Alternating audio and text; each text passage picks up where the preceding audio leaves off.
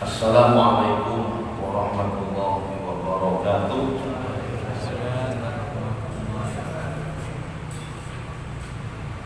Ila arwahi walidina wa walidikum wa akhwatina wa akhwatikum wa akhwatil muslimin wal muslimat wa ila arwahi wa ila wa'idil salihin wa ila ma kana masyarakat ta'awudu wa qadu wa qadu wa wahdi wa yawmiha khususan wa alibadan kita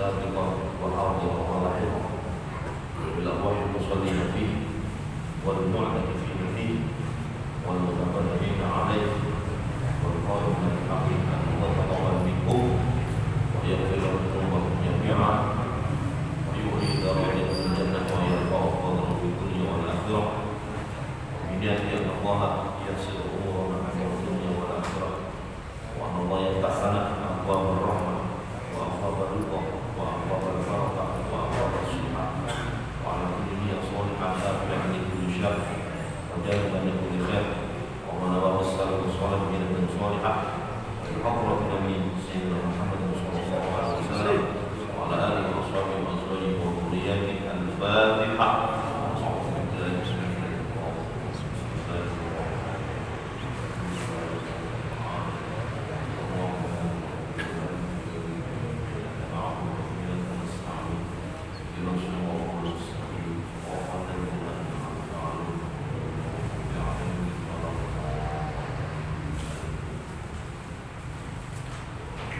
Bismillahirrahmanirrahim. Alhamdulillah rabbil alamin wa bihi nasta'inu ala umuri dunya waddin. Wassalatu wassalamu ala asyrafil anbiya'i wal mursalin sayyidina wa maulana Muhammadin wa ala alihi wa sahbihi ajma'in. Wa ba'd. Hadratul muhtaramin wal muhtaramat, para kiai, para asatidz, ustadzah ingkang kawula mulyakaken, para bapak, ibu, saudara-saudara sekalian, para jamaah, para rawuh, khususipun takmir Masjid Hidayah Rumah Upakis dan Tangsal yang berbahagia dan yang saya hormati. Monggo saran-saran kita awali dengan memanjatkan puja dan puji syukur kehadirat Allah Subhanahu wa taala atas segala limpah rahmat hidayah. Alhamdulillah lalu menyuka kula panjenengan sedaya saged kemanggih malih saged istiqomah menghadiri pengaosan fikih rutin sing diadakan setiap dinten Rebo malam Kamis di Masjid Hidayah Rumah. Tentunya harapan kita sedaya mugi-mugi langkah panjenengan, keikhlasan panjenengan hadir di acara pengajian pada malam hari ini saged terangkan kula panjenengan sedaya angsal rahmat lan ridho Allah Subhanahu wa taala. Mudah-mudahan Allah senantiasa memberikan kita keberkahan, kemudahan, kelancaran di setiap urusan, baik urusan-urusan yang terkait dengan dunia, lebih-lebih akhirat, sehingga diharapkan kita sedaya termasuk manusia-manusia yang bahagia, selamat di dunia wal akhirah. Para rawuh kang mulya, monggo dilanjut pertemuan kali ini masih dereng nuntut. Insyaallah malam hari ini kita selesaikan. Kemudian Rabu malam Kamis ngajeng ngantos mungkin sekitar 3 kali pertemuan ya. Maka sareng kaos bab poso. Rakan pun bulan Sya'ban atau sekiranya setunggal sasi panjenengan dan saya pribadi insyaallah akan bertemu dengan bulan Ramadan. Mugi-mugi Allah paringi panjang umur dan amin. Supaya sangat kepake bulan Ramadan. Alangkah baiknya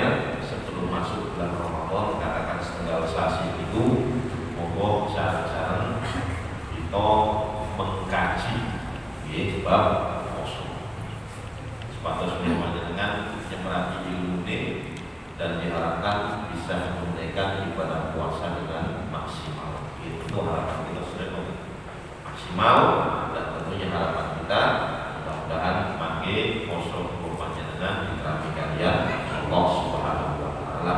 Allahumma. Nggih, sampun monggo dilanjut. Kalau ini nggih tasih pembahasan mujibatul wudu, hal-hal yang mewajibkan mandi sah. Kalau ini pun diterangkan, yang pertama, sing wajib mandi besar itu adalah al-mautu,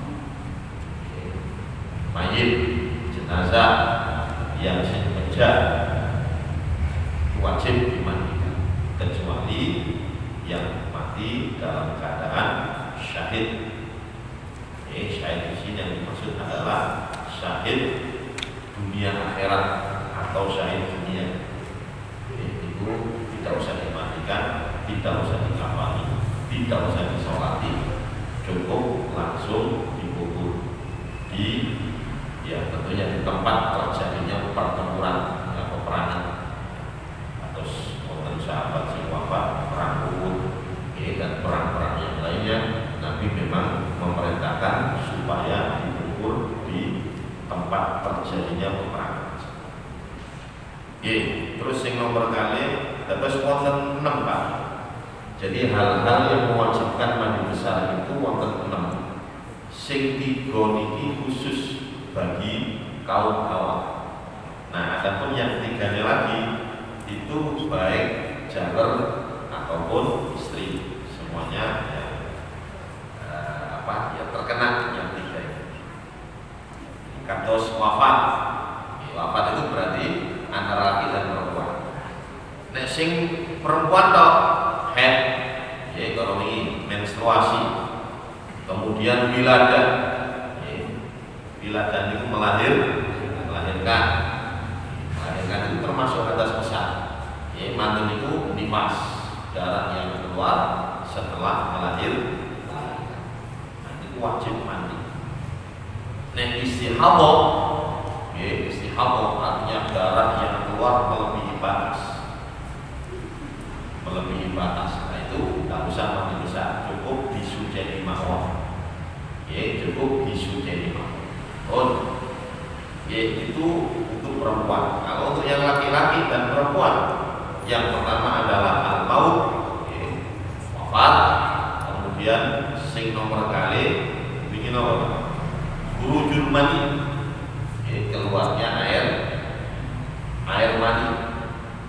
Malah kita itu tidak hanya sebatas keluar air mani, pun saya bertemunya iltiqaul khitanain, bertemunya 2 alam kemaluan itu sudah menjadikan seseorang itu mandi besar.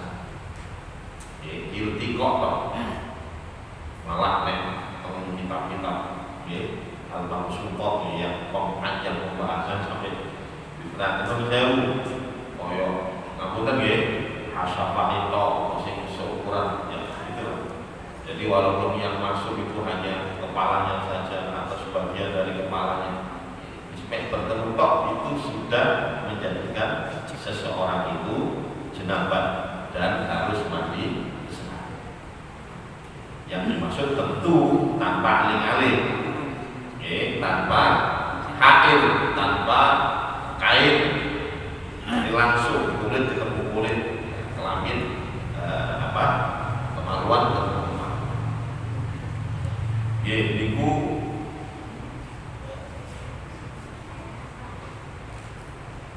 terus nopo malih.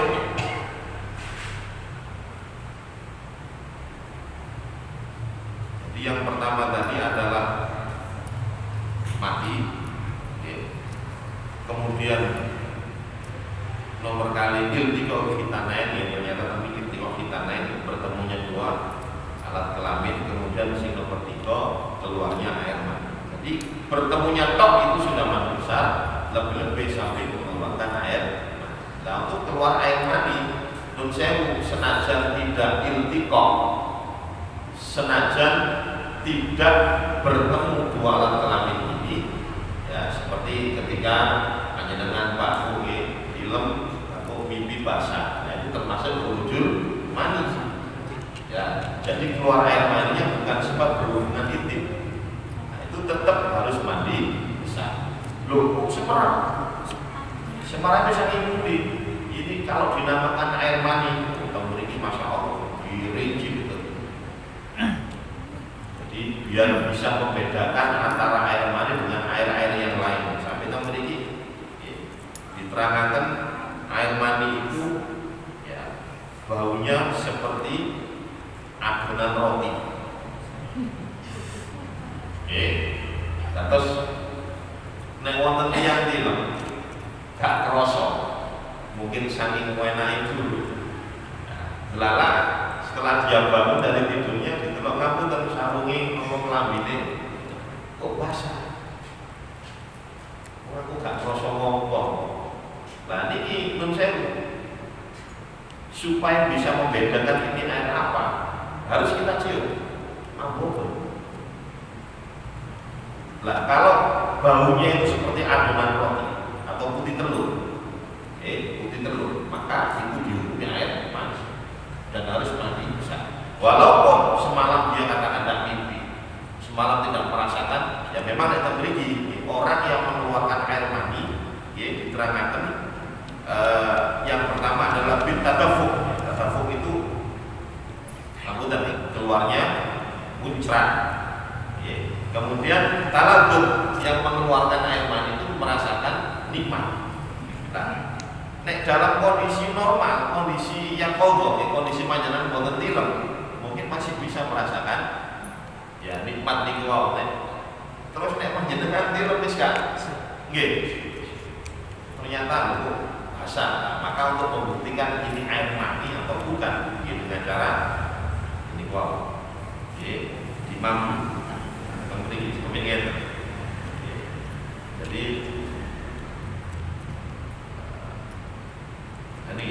wayu rofu dan diketahui apakah ini air mani. Yang pertama bitadafuki, keluarnya itu adalah dengan manjur memuncratnya. Au ladzatin bihuruji, atau lezat ketika mengeluarkannya.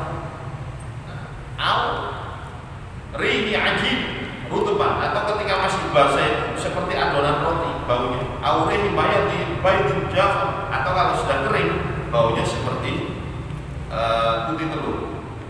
Nah, sampai ngoten. Nah, ini tujuan para ulama apa? Ini wow, sebab menurut saya ketika panjenengan wis itu air mani sampai biasa tidak mandi besar, berarti kamu ketika panjenengan wudu manten niku salat boten diserani salatnya. Wong wudu itu hanya sebatas bisa menghilangkan hadas kecil mawon. Nah, ini para ulama sampai mengkaji seperti itu. Sebatas kalau panjenengan yang merapi, oh ini tak mampu adonan roti, ya mampu putih telur, itu berarti air mani. Walaupun malamnya itu awak dhewe gak kerasa. Nah, berarti ketika itu panjenengan harus mandi besar. Wa itu muslah dirobit hadatin akbar asli. Niku. Terus ini kuau musibatul muslim. Saniki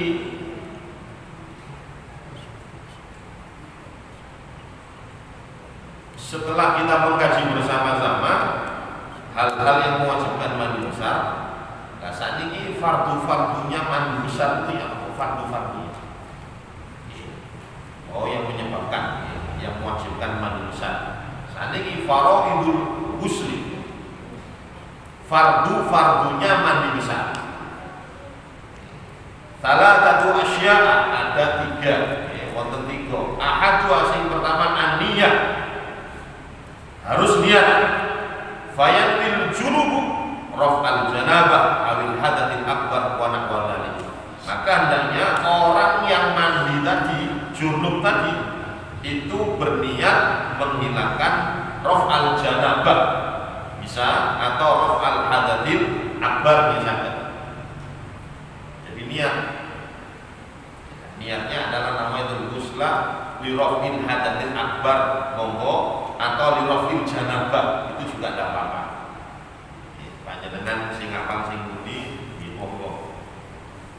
Nah, wa takunu niyyah makrunatan bi awwalil fardhi. Nah, seperti wudu kemarin. niat itu kapan? Adalah awal ketika panjenengan membasuh. Ketika panjenengan membasuh. Mriki nggih. Awal ma yusar min a'lal badan au asfali. Bisa bagian atas dulu, bisa bagian bawah dulu. Sak kesamanya. Kalau bagian bawah itu biasanya kalau renang. Umumnya adalah atas dulu. Nah, ketika panjenengan sewu shower nggih monggo, namun cibuk nggih monggo. Pokoknya ketika awal air menempel ya, pada kepala ini, maka panjenengan sudah harus niat nawaitul ghusla lirafil janabah monggo, lirafil hadatsil akbar nggih monggo. Faqolillahi sudah niat. Mriki falau nawa ba'da husli juz'in, andaikan ada seseorang itu yang baru niat setelah dia membasuh wis mari membasuh kabeh baru niat nawaitul ghusla wajaba i'adah maka wajib ulangi dari awal. Jadi niat itu adalah awal ketika panjenengan membasuh. Ketika panjenengan mandi itu berarti harus saya lalu mengalirkan air buat nangsal panjenengan usap buat nangsal. Kalau swingi wudu perbedaan antara membasuh dan mengusap. Terus panjenengan katakan mandi besar dengan menggunakan nun sewu lap, lap itu bukan cekak, nggak boleh. Walaupun sekujur tubuh kita itu sudah terkena air, bukan nangsal. Karena syaratnya adalah saya lalu mengalirkan air, ngalir. Belanja kalau ini, sing ditanggalkan acuh ya, bagaimana hukum orang yang di atas kasur, di atas ranjang dan sokoko. Nah, itu ternyata dikaji malik, tidak cukup ternyata dengan lap itu bukan cukup. Karena lap itu hanya sebatas membasuh, mengusap. Kalau bagian-bagian yang dibasuh, sing paling dikis ngomongnya kan, kalau nanti sudah gini, modal haji itu karena tiang-tiang, betul. Semprotan itu, semprotan kayak semprotan itu banyak. Spray. Apa? Spray gitu. Nah, ini pun panjenengan isi tuh yo, pen lap gitu. Sekitar dok, kok dirotok? Kantor ngeratakan kok. Itu buatan apa dok? Karena itu sudah saya itu sudah mengalirkan air. Berbeda ketika dengan ini, bapak jangan lihat itu usap. Jadi berbeda antara mengusap dan membasuh. Nah di sini kalau mandi besar, kalau mengusap, ya mengusap itu hanya nanti ya untuk biar air itu merata saja. Jadi kewajibannya adalah mengalirkan air mulai dari ujung rambut sampai ya ujung-ujung yang lain. Sampun, ini musim pertama. Jadi niat fardunya niat nek panjenengan boten niat nun sewu padha ambek adus boleh nah itu adus penyejenakan. Ini perbedaannya Pak. Mungkin orang ibadah dan ibadah itu kalau niat sepan dengan niat maka mandi besar itu termasuk ibadah. Tapi nek panjenengan jebul mawon kalau niat senajan panjenengan keluar dari toilet seger, sekali lagi seger, tapi tetap masih dihukumi orang yang berhadas besar. Kenapa? Gak niat. Keramas itu butuh syarat, butuh fardu. Panjenengan boten keramasan boten ono. Istilahnya kan wis keramas. Inilah istilah mau. Jadi tidak keramasan pun tidak jadi masalah karena di dalam kitab-kitab fikih boten wonten Pak fardu-fardunya mandi besar adalah keramas. Yang pertama adalah niat. Kemudian yang kedua wa izalatun najasah ingkarat ala badani. Di antara fardu yang kedua adalah menghilangkan najis. Dados nun saya orang kalau di dalam tubuh kita ini ada sesuatu yang najis, ketika kita jenabat maka harus disucikan dulu. Panjenengan suci dhisik, katakan ada darah nempel di negeri. Panjenengan suci dhisik darahnya. Setelah itu baru mandi besar. Oke. Di sini para ulama tidak memperbolehkan panjenengan mandi besar itu niatnya apa? Menghilangkan hadas besar. Terus yang kedua menghilangkan najis dengan satu niat niku nek teng mriki mboten sah. Jadi nggak boleh. Kecuali kalau najisnya itu najis bukan ain, najis hukumnya, hukum itu. Ya, najis itu lah wonten najis ainnya, wonten hukumnya. Najis ain itu dikatakan ain karena kelihatan, ain mata, ketok motor. Ya, kalau hukumnya ain bendanya tidak ada tapi hukumnya sih najis. Contohnya kan, namun ya saya ini juga penting bagi takmir. Tekel ini, ya delalah kekuatan, ya katakan kucing, ngenge, terpinggir. Nah, ketika ada maaf kotorannya kayak kucing itu namanya najis ainnya, etok kelihatan najis. Nah terus caranya gimana? Cara mensucikannya, air apa? Ainnya dulu, bendanya dulu harus kita buang dulu. Kita buang. Sebenarnya hilang. Tapi ini masih najis. Senajan bendanya sudah tidak ada, tapi masih berhubungan najis hukumnya. Soalnya nempel nih wow. Kecuali kalau kering dengan kering. Orang itu disampaikan bahwa sesuatu yang kering dengan yang kering itu tidak membekaskan sesuatu. Kering dengan kering. Tak apa-apa. Al-jaf bil jaf tahirun bila khilaf. Sesuatu yang kering nempel pada yang kering itu tidak menyebabkan najis bila khilaf. Para ulama sepakat kabeh. Nah sekarang ya ketika kucing itu ngenge tampil berpulang dari basah, ini apa itu? Basah. Nah, akhirnya ini menjadi najis hukumnya setelah kita ambil air. Nah, hukumnya terus bagaimana? Yang pertama biasanya kita kering atau mungkin disikat kali botol, ambil opo ya. Nah, itu tetap masih hukumnya. Supaya suci bagaimana? Dikambil, sekali lagi sayalan mengalirkan air, bukan diusap. Terus menurut saya, ngapunten ketika panjenengan Pak Bu di rumah dana kecil biasanya wajar itu tidak sayalan, dipel. Gitu kan? Loh, pel itu berarti termasuk usap, tidak mengalirkan air, dialirkan di seret, baru jadi suci. Nek wis pun suci panjenengan pel mboten apa-apa. Saged dipahami? Lho niki gampang-gampang angel. Nggih. Nah, ini jadi harus seperti itu. Kalau sudah menjadi najis hukumnya, maka harus dialirkan, baru jadi suci. Nah, ketika najis ini Pak Bu ada pada kita yang lagi jenabah, maka harus dihilangkan.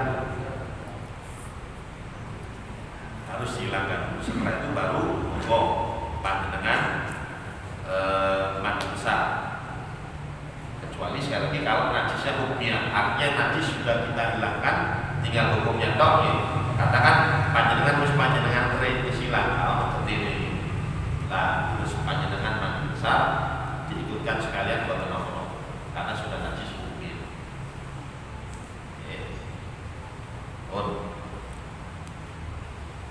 Boten bingung ini. Terus nomor 3, isolul ma' ila jami' sya'ri wal basar. Menyampaikan air pada seluruh asyar rambut wal basar dan kulit. Jadi meratakan air meratakan air ke seluruh rambut dan kulit. Wala farqa baina sya'ri ra's wa ghairi, dan tidak ada bedanya antara rambut kepala ambil rambut semua harus terkena air.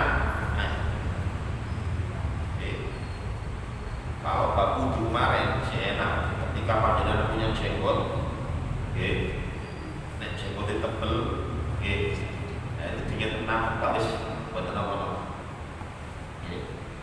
Tetapi kalau mandi besar wajib sampai-sampai kita memiliki diterangkan, andaikan ada seorang perempuan sing rambut dawa matune dibundel apa jenenge Gelung. digelung, terus dia mandi besar tidak dilepas. Itu buatan apa-apa, tapi syaratnya harus kena semua. Jadi harus terkena air. Mulai dari sya'rul ra's, rambut yang ada di kepala, atau mungkin alis, atau mungkin hidung, atau mungkin kumis, jenggot, ketek, area-area sensitif, area-area, itu semuanya harus terkena air. Semuanya harus terkena air.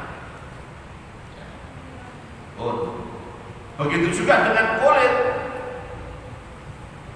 Dengan kulit semuanya harus terkena. Nah, makanya kol-kol ini kalau yang menjual, sedikit sampai akan mungkin wonten yang sikil katakan menggunakan sesuatu yang bisa menghalangi sampainya air pada kulit, pitek atau mungkin tahu dan sebagainya. Nah, itu ketika mandi besar gimana? Karena kan pitek itu tidak bisa meresap, harus dihilangkan piteknya. Nah, terus dia mau tatuan harus budi. Nah, tatuan, sebisa mungkin ketika panjenengan bisa menghilangkan tato, monggo dijalankan sebagai tanda pertobatan kita kepada Allah. Tapi nek memang boten saged, kangelan kekatan tato, ya nopo malih, wis boten napa-napa, pokoke istighfar mawon, kata-kata istighfar mengampun kepada Allah Subhanahu wa taala. Pun boten mau, tak usah terlalu la yukallifu nafsan illa wus'aha. Allah tidak terlalu membebani kepada hamba. Isa-isa ya siapa ngomong. Bisa ninggalin istighfar. Ada saat ini tiang-tiang tidak jadi masalah. Kan kalau ini sampai wonten tiang tatuan kok, tapi apa mau aku? Tiang tatuan kok berangkat haji bertobat kepada wonten. Nah, jadi tidak jadi masalah. Jadi sekali lagi isolul ma' ila jami' sya'ri wal bashar, menyampaikan air pada seluruh rambut dan kulit sampai terjadi kalau rambut itu wa yajibu ghuslu ma dhahara min shimakhai udhunai wa min alfin majhud wa min syukuki badan. Dan juga wajib membasuh apa yang tampak dari tinggi. Kamu lengkukan telinga. Telinga lalu angin. Ini harus terkena air semua. Harus terkena air semua. Terus bentuk saya lebih cepat. Harus terkena air semua, lengkukan. Bahkan sampai kamu lagi wamin farjin mar'ah indaku udiyah di kodok hajat sampai yang termasuk dohir itu berarti termasuk yang tampak, yang dianggap tampak dan harus kena air. Namun seperti kemaluannya perempuan indaku di kodoknya ketika dia duduk untuk buang hajat. Jadi ketika duduk buang hajat, namun nah itu termasuk bohir dan harus terkena air ketika mandi besar. Sampai diri ngotot oleh para ulama. Sebab apa gini, kalau ada satu bagian saja yang tidak terkena air, maka dianggap boten sah. Soalnya ini fardu, rukun, fardu harus terpenuhi. Harus terpenuhi. Wah terus tunggal rambut awal yang tidak terkena air, tidak sah. Tidak sah.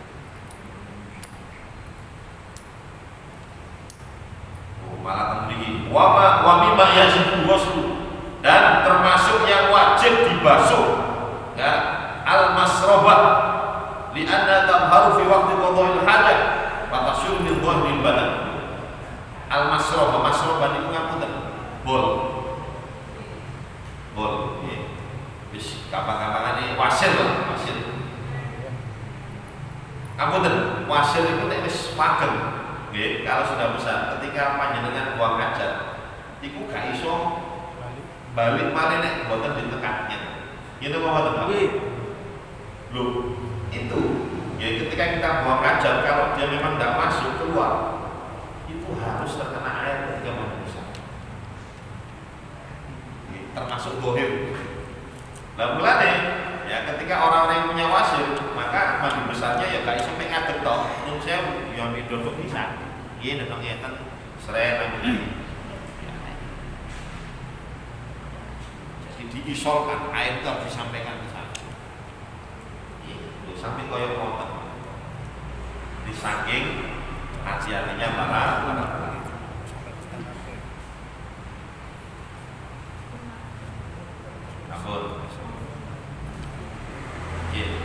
Terus motor tiga ya.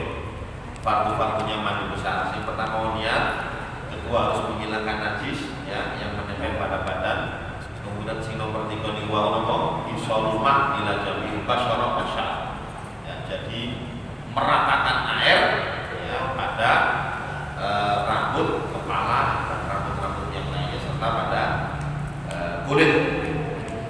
Untuk pertanyaan. Oh gitu. Assalamualaikum warahmatullahi wabarakatuh. Iya, waalaikumsalam. Ini kan zamannya milenial ya. Iya. Jadi tadi kan meratakan air. Gimana kalau mandinya itu di kolam renang? Itu kan cukup ya. Jadi langsung loncat blur. Itu sudah. Ini belum dijawab ini. Nah, itu kan pilihan gitu. Nah, terus kemudian untuk mandi besar itu kan kita dihukumi supaya tidak mubazir, habis mandi bisa tanpa harus wudhu bisa melakukan sholat. Nah, bagaimana dengan mandi besar kemudian membasuh dan menyentuh dua lubang itu tadi? Apakah itu mandi besarnya gugur atau tidak? Nah, silakan untuk. Terus nyata menurut ketika ada kolam syaratnya lebih dari 2 bulan. Syaratnya lebih dari 2 bulan. 2 bulan kalau ini satu. Ini nomor Ini berhubungan dengan mengalirkan air, Ustaz. Jadi kan tidak mengalirkan.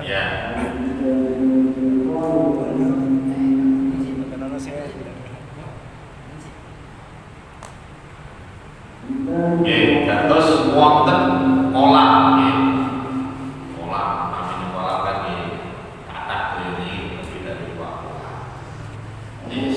Awal dewe ketepanan di tempat hotel ternyata disediakan kolam ya wis lah ketepanan jenapan manten ajar terus pokoknya. Nah terus manten itu ya nopo ketika kita masuk ke kolam apakah mencukupi boten nopo-nopo awal ketika panjenengan masuk kolam itu sudah niat. Jadi niatnya itu tadi itu ketika awal membasuh. Belum ketika panjenengan membasuh durung niat ya boten nopo-nopo berarti yang tadi masih belum dianggap. Ketika panjenengan niat ya wis oleh awal itu jadi langsung niat. Nah, setelah itu sama dengan mengalirkan air. Jadi yang dimaksud mengalirkan air itu bukan berarti harus dari atas ke bawah. Panjenengan nyemplung sikile dhisik blum. Ya kolam renang biasa itu dihukumi saya rumah mengalirkan air. Boten apa-apa. Nah, terus setelah masuk kolam niat nawaitul ghusl tadi tinggal menggosok-gosok. Bagian-bagian supaya air tetap bisa masuk semua. Nah terus muni ketika kita memegang kemaluan itu jadi memang mandi besar itu katik terpikir gini disuruh seluruh air harus nyampe pada kulit. Jadi nyampe pada kulit ya sudah, walaupun saya sampai golongan-golongan dubur ya kuku dan sebagainya itu terkena tangan. Nah terus awak pengobatan. Soalnya tempat ketika panjenengan sudah mandi besar itu tidak usah wudu lagi, langsung panjenengan sholat boten nono. Kenapa? Karena hadas besar atau mandi besar ini bisa menghilangkan hadas besar, sedangkan wudu menghilangkan hadas kecil. Jadi melok katut. Ketika panjenengan mandi besar, ya sudah, ya nggak ada hadas kecil. Golongan yang ini kalau menyentuh kemaluan atau menyentuh laki perempuan namanya dan sebagainya, tidur itu hilang semua dengan mandi besar itu. Oke. Nah di sini para ulama fikih ya membahas walaupun tangan panjenengan ketika mandi besar memegang kubur tidak jadi masalah, itu tidak membatalkan.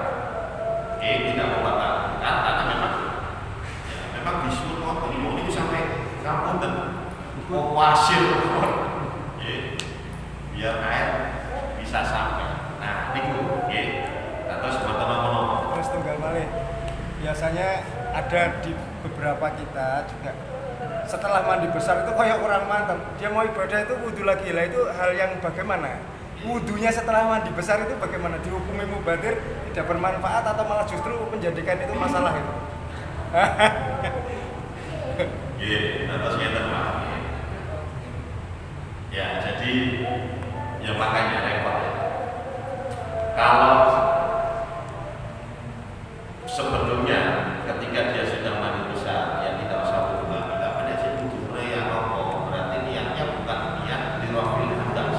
Berhubungan dengan mubadirnya penggunaan. Ya, kalau mubadirnya jelas. Lebih-lebih menggunakan air masjid. Ya, air masjid, air umum. Fokus ke wudu. Fokus mandi besar ya sebenarnya tidak besar. Ya kalau kita berbicara tentang israf itu mau teman-teman mau nggih, wa yukro israf itu mau besok. Jadi dimakruhkan ya, menggunakan air dengan berlebihan itu boten ya, justru tidak bagus. Pokoknya yang penting ini wau panjenengan yakin bahwa air sudah sampai semuanya, sudah selesai. Harus diimbangi dengan keyakinan. Dalam ibadah itu memang harus diimbangi dengan keyakinan. Terus golongan di sekil minum saya mungkin itu mah kita ya dan ingin tenaga lah buat sama dengan kayak kupu-kupu di ibarat, terutama kalau ada kotoran-kotoran nah itu bisa menghalangi sampainya pada kulit. Itu harus. Jadi kalau berbicara tentang israf, berbicara tentang berlebihan di dalam menggunakan air, yang jelas itu makruh. Makruh itu kurang disenangi. Kurang disenangi. Tidak berdosa ketika dia menggunakan air sendiri. Tapi kalau ketika menggunakan air masjid, dibutuhkan banyak orang. Lebih-lebih katakan yang menggunakan air musim kemarau, orang butuh air, tapi delalah tanpa menggunakan boros air. Justru makruh tapi bisa mendekati pada keharam. Jadi makruh sendiri ini wonten tingkatan-tingkatan ya Pak. Ada makruh tanzih, ada makruh tahrim. Makruh tahrim, jadi makruh yang mendekati keharaman. Betul makruh, tapi sangat-sangat dibenci loh. Sangat dibenci, sangat mendekati pada keharaman. Coro supaya dipres-pres itu makruh. Katakan sekarang makruhnya jam 6 kurang 10 supaya asar ya jam setengah 6. Supaya asar setengah 6 5 menit 10 menit. Itu makruh tanzih. Makruh yang diharap mendekati pada keharaman. Sambung panjenengan tanggal berapa Pak?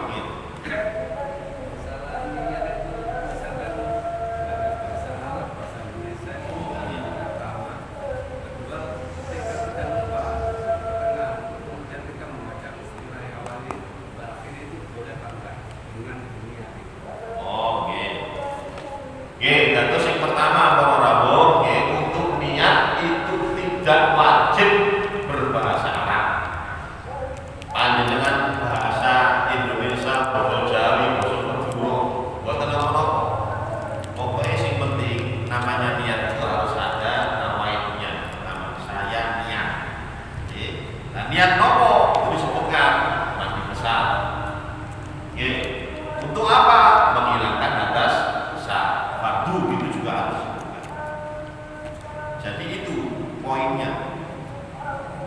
Jadi nek boten hafal bahasa Arab, dengan bahasa Indonesia tidak apa-apa. Berarti gimana? Saya niat mandi, ya, untuk menghilangkan hadas besar. Oh, saya niat mandi besar untuk menghilangkan jenabat. Oh, fardu karena apa? Boten apa-apa. Itu yang pertama. Kemudian sing nomor kali itu mau, kalau bismillah Pak, itu berbeda dengan niat. Membaca bismillah itu sunnah, atau memiliki wasunah dan sunnah-sunnahnya nopo mandi besar itu dia membaca bismillah. Nah, bismillah itu sunnah bukan fardu. Nah, ketika panjenengan di tengah-tengah wis mari jebur lari baca bismillah, bagaimana? Apakah masih tetap disunahkan? Tetap disunahkan baca bismillah fi awali wa akhirih. Tetap disunahkan, tapi tetap dalam bahasa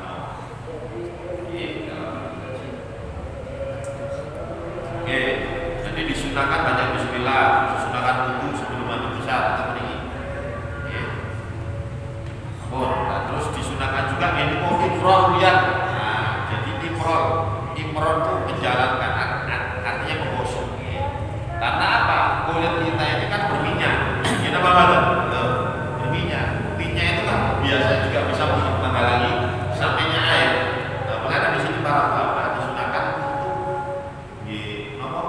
mengifrorkan, menjalankan ya tangan, artinya menggosok, menggosok. Ini sunnah. Sama, lebih sama. Wis niki mohon teman-teman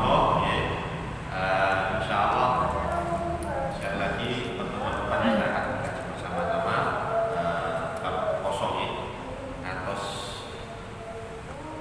sekitar 3 kali pertemuan lagi. Setelah itu mungkin offline Ramadan, nanti untuk bulan Syawalnya Ramadan tampil malam dimulainya kapan-kapan. Sambut ini mau sekali kurang lebihnya maaf bermanfaat dan majelis subhanallah wa bihamdika asyhadu an la ilaha illa anta astaghfiruka wa atubu ilaik.